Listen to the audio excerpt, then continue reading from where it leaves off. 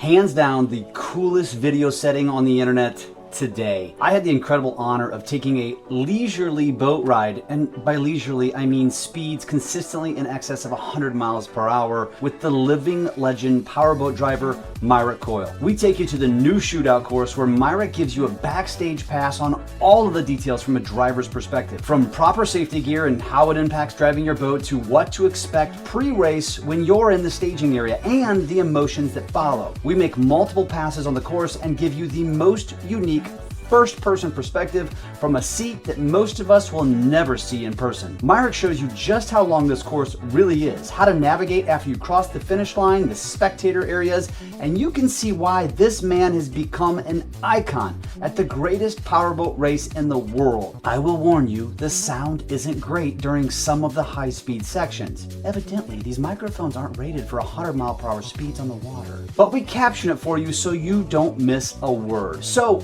buckle up, literally, and enjoy this incredibly unique perspective.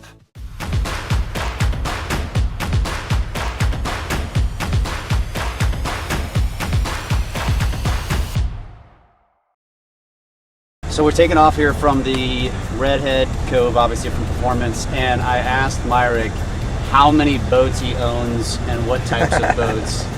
And you'll never guess the answer to this question. So, a couple jet skis for the kids and a bass boat. Performance doesn't sell bass boats, do they? We sell used ones every once in a while, but yeah, no. I guess when you're working on boats, you get to drive these boats, you don't need one. Yeah, I mean, lucky enough that when I do have family in town or wanting to do something like that, Mark and Brett are generous enough to let me take either a demo out. I mean, this is our 420 demo. I've never taken it to my house to take people on rides, but 32 Sensations probably one that I would take quite often home to, center console. If it's a kid's birthday or some event. It's not like I do it every weekend, but if there's aunts and uncles in town or something like that that don't necessarily have a boat and we're wanting to go for a ride, that'd be something that we'd probably take out. It's pretty awesome. So we're gonna head out from the 21 mile marker here and head up to the Grand Glazed Arm, which is just 2 miles up. Yep. And show them around the race course. That's right. All right, man, so before we take off, I can't help but notice this screen. Yeah, large 16-inch Garmin.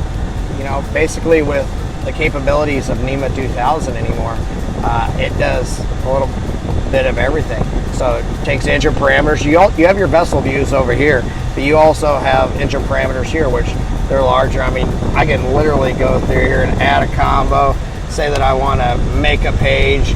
I can then go to layout, I want this, and say tap to add, and then let me see here, not chartograph gauges, trip, and then back, and it'll show everything. Boat's been 128 miles an hour, that's how many, you know, it's pretty amazing. You can obviously go to just charts, have your fishing chart, nav chart, topographic.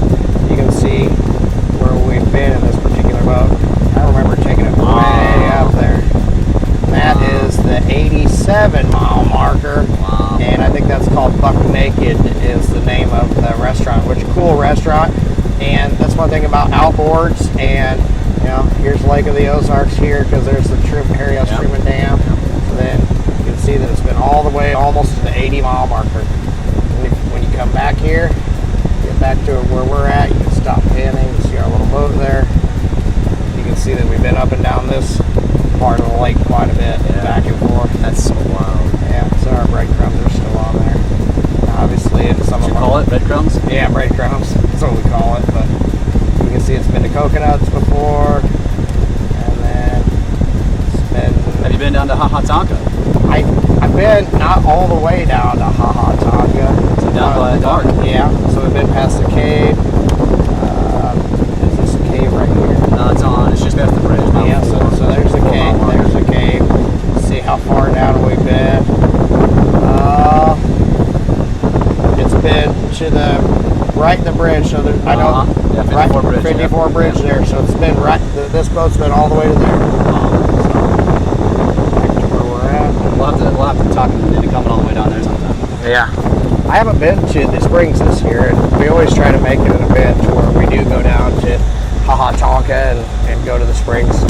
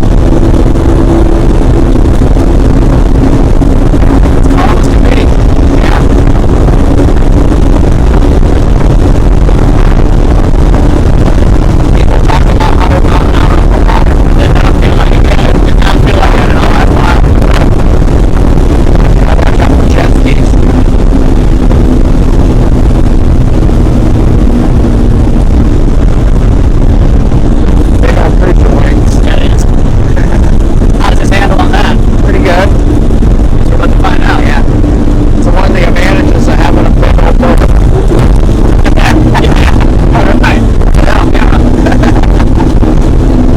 Big old launch.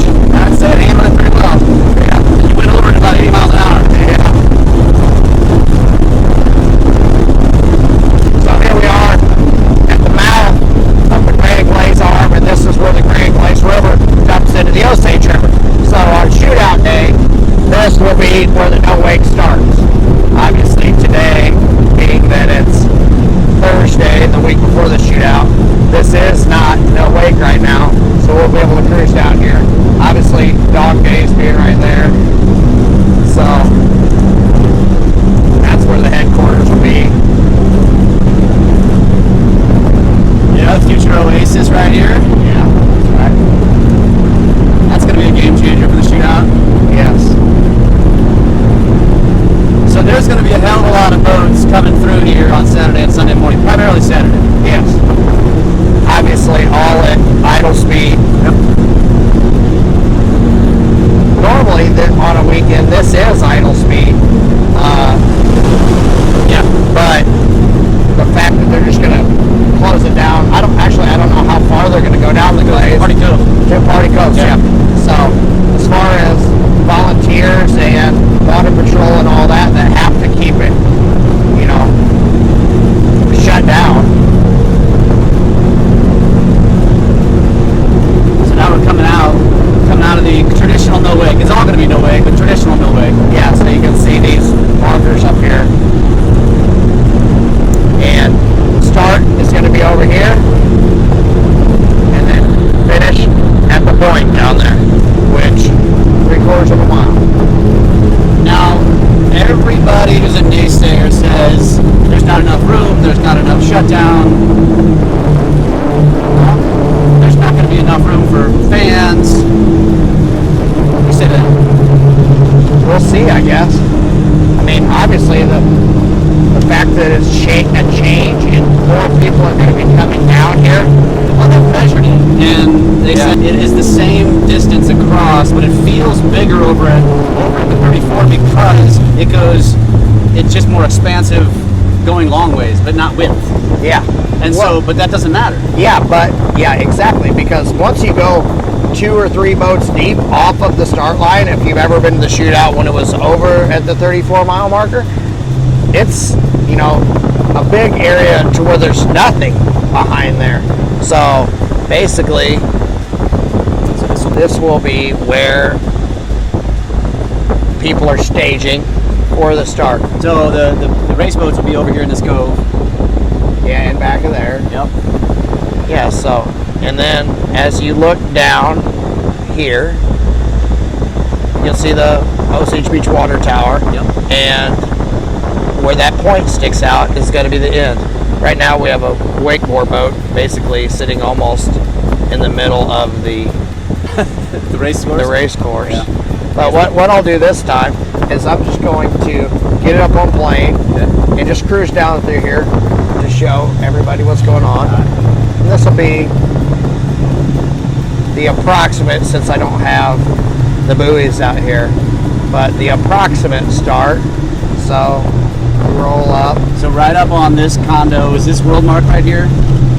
I believe. Yeah. Yep. So then coming down through here.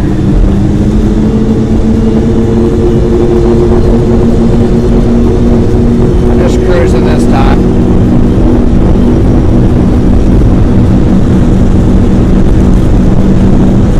And you can see as you're watching this how much room. There's a lot of room. What should tell you? Wait for it.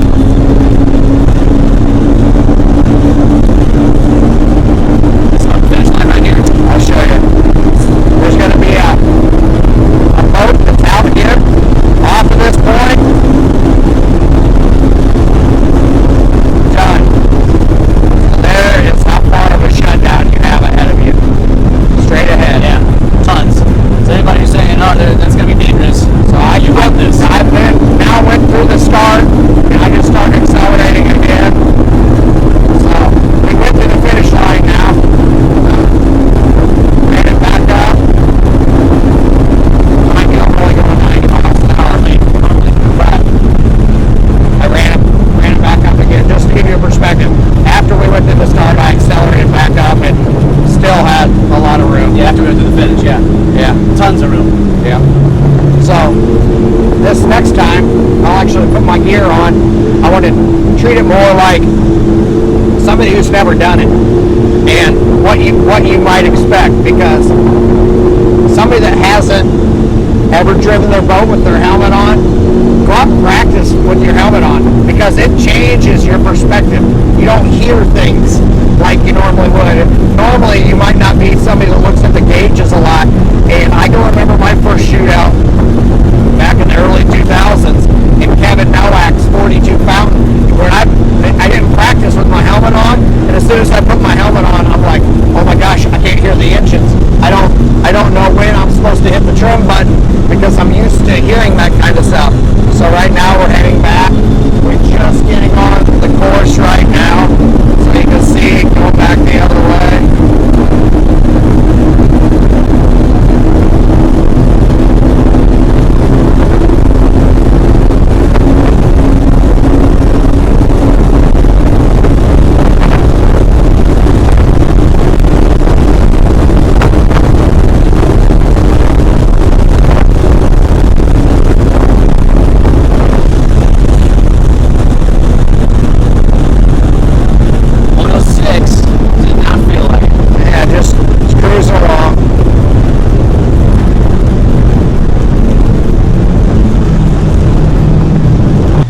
So for people that come to the shootout,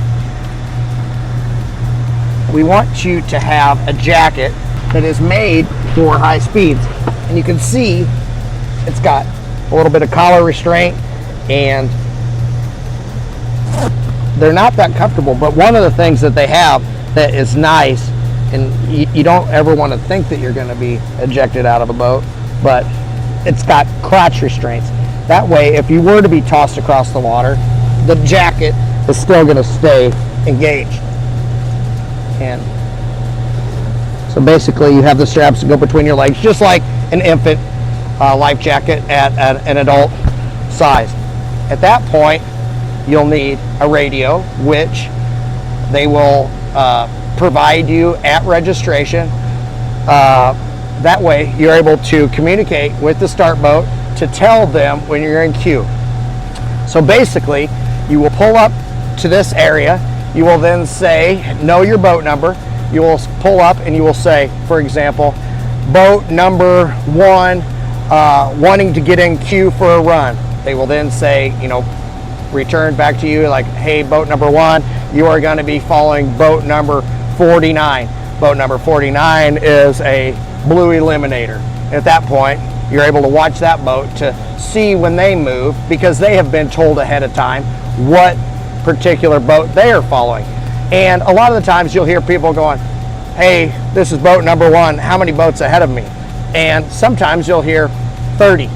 So that is one of the things that when you're sitting out here waiting, that you have to be ready for. And it's probably one of the biggest pains in the butts as a driver, because you're sitting out here, if you're not used to the sun that much, bring an umbrella, something you can store away. It's something to keep the sun off you. I really don't know what the weather's going to be like next weekend, but it's just something to think ahead. Bring water with you, things like that. So after you get your life, or you won't actually have to have your life jacket on at that point, but you will then come up, get in queue for the start of the race. Once it is your turn, you will have already showed tech that your kill switch works. So at that point, you will then hook your kill switch to your arm or to your life jacket, whichever way you have it. This particular boat has your kill switch to where you hook it to your wrist. That way, if you were to be tossed out of the boat, it pulls the kill switch and does its thing. From that point, for example, say start boat tells you, boat number 1, you are now in queue, you are next to run. They'll let you know, now's the time. This is not an extra large helmet like I need, so don't make too much fun of me. This is where the nerves start to get you, because now your helmet's on, the sound that you're used to when you're boating goes away. This particular one has a boom mic, which obviously isn't being used, and this one's too small, so my head's being crushed. But for example, now it's time. Kill switch is on. You have the boat running, life jackets on, helmets on. Now you're sitting here waiting for race control to tell you, start boat to tell you boat number 1, green flag, it's time to go. At that point, you drop down. Obviously, if you're not the first boat, you've already watched a lot of boats do what they're doing. I have my trim setting where I want it. I then get into Q here, and we're gonna bring it up to the 40-mile-an-hour start.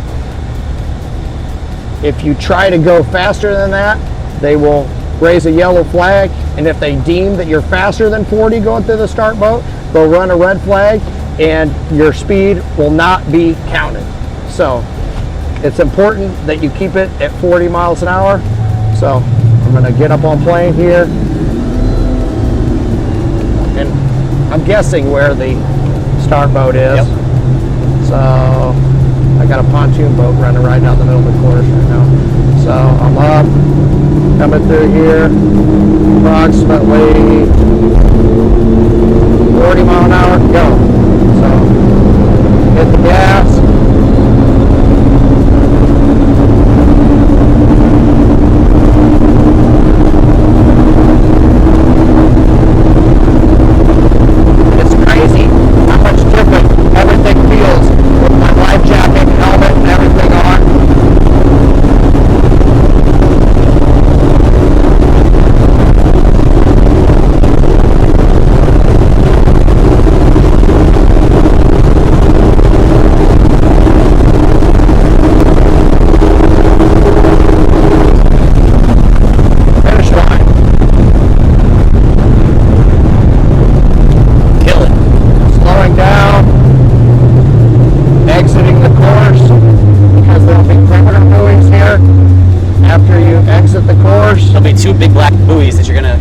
After you go through the buoys, you will then come off plane.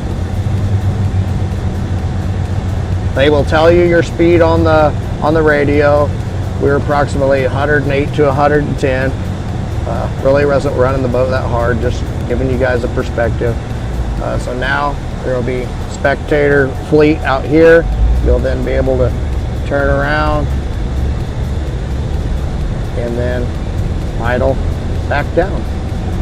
There will be a lot more, obviously there will be buoys out here that will show you where to go. But for now, I just wanted to get everybody an idea of things that you're not used to, which it's easy to go out and go 40 miles an hour in your boat, you know, without your life jacket on, without your coil switch, without your helmet, without having a radio there. I want people to be prepared for all the safety part of things that they're really not used to. Because from the time that we did it before, to where I didn't have my life jacket on, I didn't have a helmet on, I just had my hat and my sunglasses, to that, it felt way different through my perspective, because I couldn't hear the engines. I couldn't, you know, I don't have a wind sensation on me. And I just want people to be prepared for that. Obviously, you can see with this particular boat, obviously we're not going 200 miles an hour like some of the other boats came, but it slowed down quickly and was, you know. Well, and anybody can race, right? Anybody can run yes. this. Yeah, I mean, anything, I think the boat, the minimum length is 22 foot long, and there will be anything from center consoles, there will be, hell, there will be tri-tunes that'll be breaking 100 miles an hour probably. Lots of outboard cats, lots of stern drive cats, and then of course the canopied boats, for example, American Ethanol, Dirty Duck. There's a few more coming. I don't know what the new name of the boat, the speed record boat, which was the Spirit of Qatar, is coming back. I don't know what the new name of it is, but they'll be coming back, and these are all boats that have canopies. One thing that insurance is requiring this year is that anybody that is running a canopy boat has capsule training. And that's basically going to the pool with the rescue divers, and they flip a makeshift cockpit upside down, and you practice getting out of the boat. For people that race all the time like me, and you know, most of the other people that are racing canopy boats, you'll already be certified for that. So you just need to bring your certification to show that. That is something that we have to do yearly to show and that we know what we're doing. So I actually did mine earlier in the year. If I were to run a canopied race boat through here, I already have my certificate. The divers will be here ahead of the shootout for the people that need that to be done, and there's no charge. You basically go with the divers, you bring your jacket and your helmet, they'll flip you upside down in a makeshift cockpit, and they will tell you things that you need to do. There's an acronym called BRACE that tells you things to do to get out of the cockpit, and they'll be able to teach you what to do and how to get out. That's one thing that, you know, hasn't been required before, which I think is great for safety, because if the boat were to go upside down, the people inside the boat do need to know these simple things to get out of the boat. Whether it's your regulator that you're putting in, how the mechanism works if the boat were to land upside down, you know, things like that. So That covers it? that covers it. All right, Myrick, so now we've run the course, you've given any prospective racers, which, by the way, anybody can enter to race. As long as you fit into a class, as long as your kill switch works properly, you have a helmet, you have the proper life jacket, you've went through a driver's meeting, which they have them, I think, Friday, Saturday, and Sunday. Basically, you've signed the release, you've paid your entry fee, which I think $25, $50 per pass, nothing crazy. Yeah. You do all that, and basically that's what the shootout was based on. You and your buddy have similar boats, you want to race in the same class, they both meet all the criteria. It's official at that point. This radar gun that is on the barge that's going to be sitting out there is calibrated properly, you know, so therefore you and your buddy can know who's faster. It's fantastic. Now, the $1 million question, you've run in years past, Dirty Duck and other number of boats. What are you doing this year? Yeah, so lucky enough to have ran American Ethanol and got a top gun. Forget my actual speed of 206, 208, somewhere in there. Was actually with Rusty last year in the Dirty Duck, broke 200. So pretty cool. 3/4 of a mile to break 200, saying something. Yeah. It takes about at least 5,000 horsepower, or close to it, you know, in a 12,000 pound boat. It's all weight to power. Big mathematical calculation for all you kids out there. I tell them that. But this year, I'm going to be running the Monster Energy boat with Tyler Miller. It's a Class 1 boat, so we'll be running that. I'll be racing. What's top speed on that? In the shootout, it's way lower than what you think the top speed of the boat really is. Usually you can knock 20 mile, whatever your boat can do, about 20 mile an hour off of it. Because of the 3/4? Yeah, because of the short distance. I'd say in the upper 130s, maybe 140. Be running Performance Powerboats, whether it's the 420, 360, or 280. And then, you know, if any customer is showing interest in it and they want to do it, there's times that I'll get in and throttle for them while they drive so they can get comfortable with everything that's going on. One of the things about the outboards is what you want to do when you start is not necessarily what the engine will allow you to do. So when you start, a lot of the times with the outboard cats, you want to grab a bunch of trim to get it going, but then you'll overheat it and it'll go into Guardian. So you have to teach the person that's running it that, hey, don't get over anxious and trim this thing up too high, because then you'll just overheat the engine, will put you in Guardian. You thought you might go 115, you get a 95, you're mad, your buddy's making fun of you. So anyway, my wife did it last year. April Lamb and Myrick Coil did a pass together, and I was so excited for them to actually have the guts to do it. I didn't think they did, and they proved me wrong. So How fast they go? I think they went 113 or 114. Awesome. You know, similar to what we did today. Yeah. But to actually go out there and do it by yourself, it really gets your heart racing. One of the things, this over here will be packed with boats. Yep.